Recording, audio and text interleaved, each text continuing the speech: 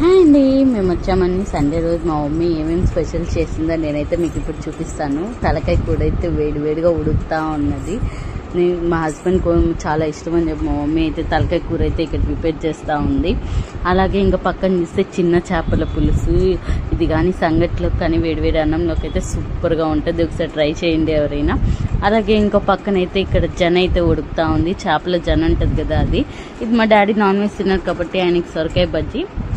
ఇంకా మాకు వచ్చేసరికి అలాగే చికెన్ అయితే ఇక్కడ ప్రిపేర్ అయితే చేసి పెట్టారు.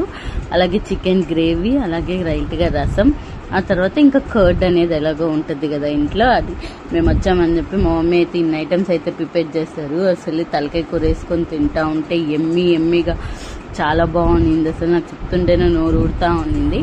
ఇంకా అలా ఫైనల్గా మా లంచ్ అయితే అలా కంప్లీట్ చేసేసాము.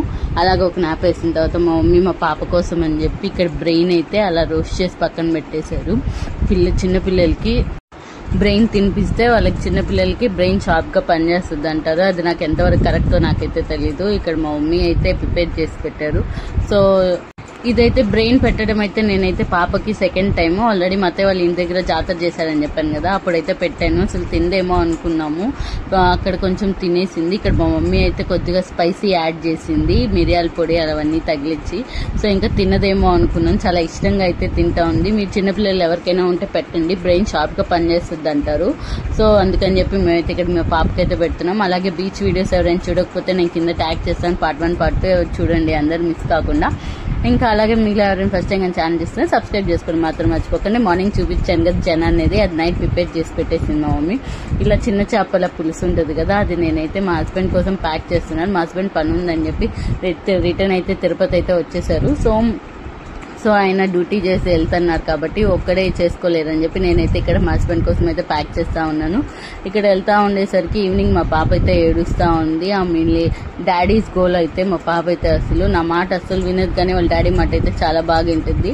అసలు వాళ్ళ డాడీ వెళ్తున్నారు అనేసరికి చాలా ఏడుస్తూ ఉంటే కాసేపు ఎత్తుకొని అలా ప్యాంపరింగ్ అయితే చేస్తూ ఉన్నారు. ఈ జనరేషన్ పిల్లలకి మనం అస్సలు చెప్పలేము అనుకుంటా, వాళ్ళకి ఆటోమేటిక్గా వస్తాయో అది నిజంగానే చేస్తారో తెలియదు. కానీ పిల్లలు వాళ్ళ డాడీ వెళ్తా ఉంటే షూ అయితే ఇస్తుంది, ఎంత క్యూట్ అనిపించింది. అసలు ఇంట్లో కూడా అంతే, ఏదో ఒక పని చేస్తూనే ఉంటుంది వాళ్ళ డాడీకి అయితే.